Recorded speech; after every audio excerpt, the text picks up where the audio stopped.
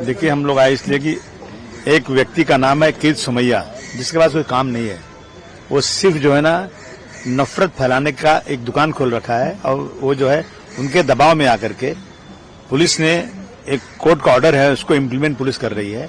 हालांकि वो ऑर्डर सिर्फ मस्जिदों के लिए नहीं है, वो ऑर्डर है नेताओं की मीटिंगों के लिए भी है, वो ऑर्डर जो है त्योहारों के लिए भी है, बहुत सारी चीजें, लेकिन सब ले दे के मुसलमानों के साथ ही है। अभी हम लोगों ने बात किया आपसे, देखिए हम लोग इस तरह से हम लोग भोंगे उतारेंगे नहीं। उन्होंने कहा रुक जाओ, ये बकरीद हो जाती है, बकरीद हो जाएगी फिर एक बात करेंगे, हम सीएम साहब से फिर मिलेंगे हम लोग। हम कोर्ट का दरवाजा भी खटखटा रहे हैं, लेकिन ये एक खुली नाइंसाफी हो रही है जो बिल्कुल किसी को बर्दाश्त नहीं है। अब आशीष जी, मोहल्ला मीटिंग के नाम पे मुंबई पुलिस जो है अलग अलग मस्जिद के ट्रस्टियों को और तमाम लोगों को बुला रही है, मीटिंग कर रही है और ये बात कह रही है कि मस्जिदों से लाउडस्पीकर उतार दे आपको उससे, और बहुत सी मस्जिदों से लाउडस्पीकर उतर भी गया। क्या कहेंगे? नहीं, देखिए इनको कहना है कि हमको कोर्ट में देना है, कोर्ट का ऑर्डर है, हमको ऊपर से दबाव है। मैं समझता हूँ दबाव तो सिर्फ बीजेपी का है, जो कीर्ति सुमैया कर रहा है नाटक, उसकी वजह से सीएम साहब कुछ बोल नहीं रहे हैं, और इस पर रोक लगी है। अभी तक बकरीद तक तो बिल्कुल रोक ली गई है, उसके बाद हम लोग इस पर बात करेंगे, लेकिन हम लोग इस तरह से उतारेंगे नहीं। बॉक्स टाइप माइक लगाने की बात की जा रही है, तो उस पर क्या कहते हैं? नहीं, बॉक्स टाइप माइक से क्या हमारी आवाज जा सकती है वहां तक? अगर जहां तक हम मैसेज देना चाहते हैं अजान का, अगर बॉक्स टाइप में जाए तो हमें कोई एतराज नहीं है, लेकिन उससे आवाज जाएगी नहीं तो हम कैसे अपनी बात पहुंचाएंगे? और ये सिर्फ मस्जिदों के लिए क्यों है? ये तो जहां जहां लाउड स्पीकर इस देश में इस्तेमाल किया जाता है वहां, और ये मुंबई भारतवर्ष नहीं है, भारतवर्ष बहुत बड़ा है, ये मुंबई में क्यों इस तरह चीजें शुरू हो गई, ये भी सीएम साहब को सोचना चाहिए। सर, आपको क्या लगता है इसके पीछे कीर्ति सुमैया जी की क्या वजह हो सकती है? क्या नफरत के पुजारियों की कोई वजह नहीं होती, बगैर कुछ काम धंधा उनके पास नहीं है, उनको लाइमलाइट में रहना है, इन सांप्रदायिक लोगों के बीच में अपना नाम उजागर करना है, और कोई वजह नहीं। सर, एक और मुद्दा वो आगे ले रहे हैं, जो बर्थ सर्टिफिकेट है जो बांग्लादेशियों का है, या जो बर्थ सर्टिफिकेट निकाले गए, वो भी मुद्दा वो लेकर आगे बढ़ रहे हैं। भाई मैंने कहा ना, कुछ काम इनके पास नहीं है। एक सवाल सर ये ऐसा है कि वो पुलिस स्टेशन जाते हैं, बाकायदा वहाँ शिकायत करते हैं, पुलिस की टीम जाती है, तो आपको क्या लगता है कि इनलीगल किस तरह से है? क्योंकि पुलिस प्रॉपर जा रही है, पुलिस की सिक्योरिटी में वो कार्रवाई की जा रही है। हाँ, तो वही कह रहा हूँ कि यहाँ पर आपने पुलिस के पुलिस कार्रवाई कैसे कर रही है? तो नहीं, पुलिस कार्रवाई जो कर रही है तो एक तरफा क्यों कर रही है? सिर्फ मस्जिदों में भोंगा लगा हुआ है क्या? वहाँ जब कीर्ति सुमैया जाते हैं और किसी चीज का नाम उन्होंने लिया क्या कि भोंगे कहाँ लगते हैं? ओनली मस्जिद का भोंगा, मस्जिद का भोंगा।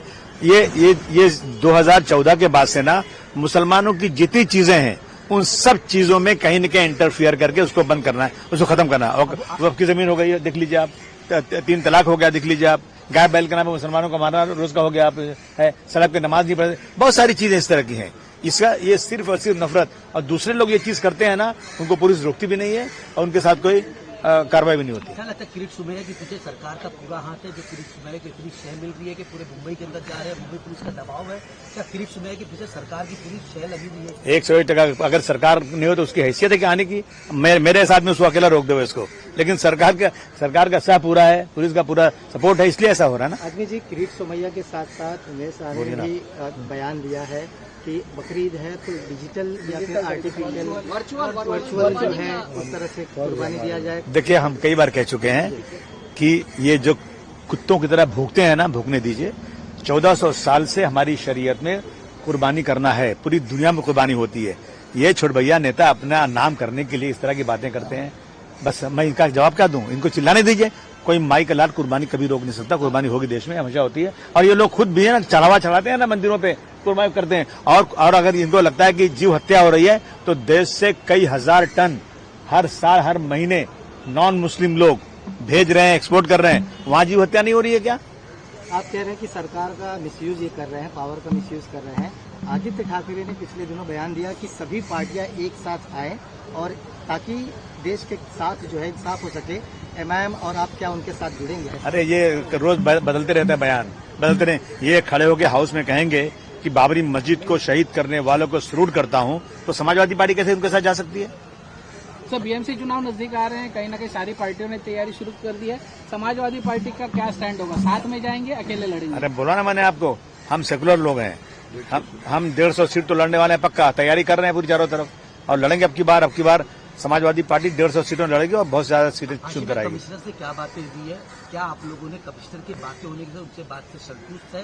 तो आने वाले वक्त में आप लोग अगर पुलिस कार्रवाई करती तो आप लोगों का क्या स्टैंड? भाई साहब, संतुष्ट तो होना ही पड़ेगा ना, क्या कर सकते हैं हम? अगर सरकार ने कोई चीज तय कर लिया है तो हम संतुष्ट ही हैं। इन्होंने अच्छी तरह से बात किया। उन्होंने कहा कि जबरदस्ती कोई पुलिस उतारने नहीं जाएगी, आप खुद उतारिए उसको, और बकरीद तक कोई मत उतारिए। आप लोग इस पर डिस्कस और कर लीजिए, हम बात करेंगे। लॉ एंड ऑर्डर खराब नहीं होना चाहिए और हम इसमें जो भी हो सकता है हम आपको मदद करेंगे, ये उन्होंने कहा है।